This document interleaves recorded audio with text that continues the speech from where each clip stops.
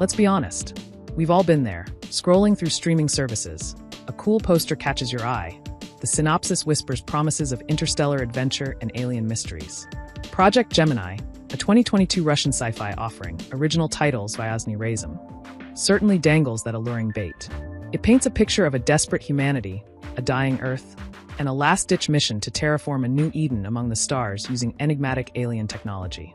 It's the kind of premise that gets a science fiction fan's pulse racing, a familiar tune played with the potential for a fresh, exciting harmony.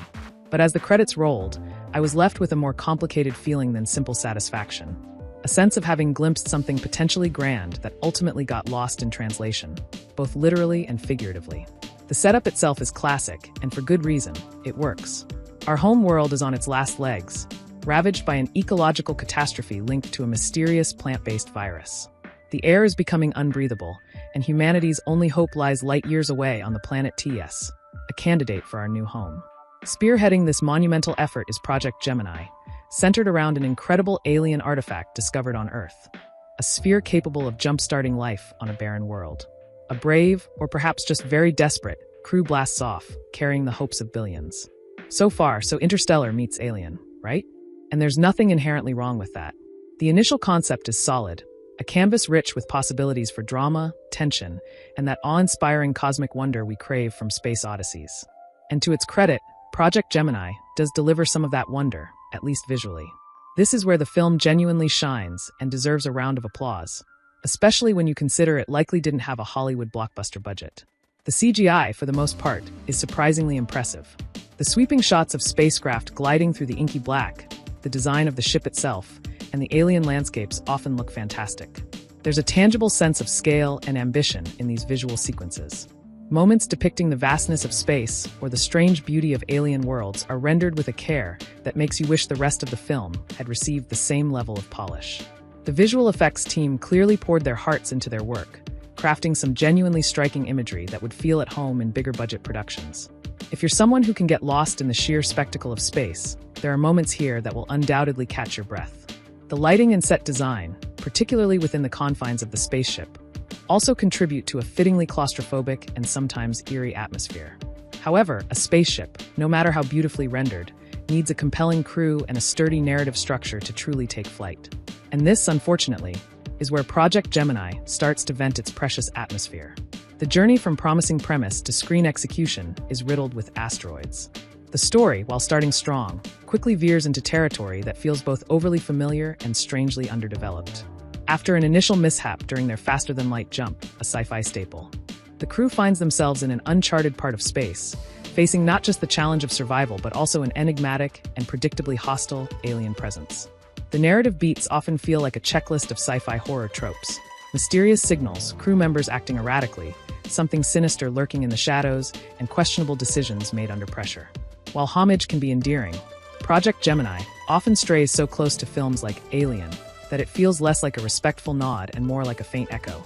The tension that should be wrung from these situations is frequently undercut by a script that struggles to create genuine suspense or believable character motivations. Plot holes, some small and forgivable, others large enough to fly a shuttle through, begin to accumulate, leaving you scratching your head rather than perched on the edge of your seat. There are twists, including a significant one towards the end, and while some viewers might find it intriguing, its impact is lessened by the bumpy road taken to get there. The core ideas about the alien technology, the virus on Earth, and the true nature of the mission have glimmers of originality, but they're often buried under layers of cliched execution. Perhaps the most significant challenge for many English-speaking viewers, and a point that echoes through countless audience reviews, is the acting and dialogue, often exacerbated by a notoriously awkward English dub. While it's always tricky to judge original performances through a dub, the delivery in the English version frequently comes across as incredibly stiff, wooden, and emotionally detached.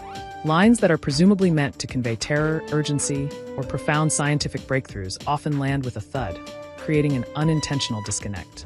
Characters who should be elite scientists and seasoned astronauts sometimes behave with a naivety or lack of foresight that strains credibility. We learn very little about them as individuals, making it difficult to invest in their fates. They tend to feel more like archetypes, the determined leader, the conflicted scientist, the by-the-book pilot, rather than fully fleshed out people grappling with an extraordinary crisis. This lack of emotional depth makes the perilous situations they face feel less impactful than they should. Even moments of supposed sacrifice or revelation struggle to resonate when the groundwork for emotional connection hasn't been properly laid. The pacing, too, can be an issue. There are stretches where the film seems to meander, with scenes that feel drawn out or don't significantly advance the plot or deepen our understanding of the characters. Then, in contrast, some crucial plot developments can feel rushed or inadequately explained. This uneven rhythm makes it hard for the film to build and sustain a consistent level of suspense or engagement. It feels like there was a more complex, perhaps more philosophical, story trying to emerge, particularly concerning the themes of humanity's place in the universe, the ethics of terraforming, and the unforeseen consequences of meddling with forces beyond our comprehension. Unfortunately, these deeper questions are largely sidelined in favor of more standard creature feature elements and plot mechanics that don't always hold together under scrutiny. It's a shame because nestled within Project Gemini are sparks of what if. What if the alien intelligence was explored with more nuance? What if the ethical dilemmas of using the terraforming device were given more weight? What if the characters felt as real and compelling as the digital nebulae they soared through? There's a sense of missed opportunity, of a film that aspired to be a thoughtful, atmospheric sci-fi thriller, but got tripped up by fundamental storytelling elements. The final revelations concerning the alien sphere and its connection to Earth do offer a potentially fascinating wrinkle. But by the time it arrives, some viewers might have already disengaged due to the preceding shortcomings. So who is Project Gemini for? If you are a die-hard sci-fi aficionado who can appreciate impressive visual effects and ambitious world building, and you're willing to overlook significant flaws in script and performance, and perhaps seek out the original Russian version with subtitles if the dub is a major concern, you might find some fleeting moments of enjoyment here. There's a certain type of late-night movie appeal, the kind you stumble upon and watch for the cool spaceships and alien encounters, not expecting a masterpiece. However, if you're seeking a tightly plotted, character-driven space epic with a truly original story and stellar performances, Project Gemini will likely feel like a long journey to a rather underwhelming destination. It's a film that reaches for the stars with its visuals, but often finds its narrative thrusters sputtering.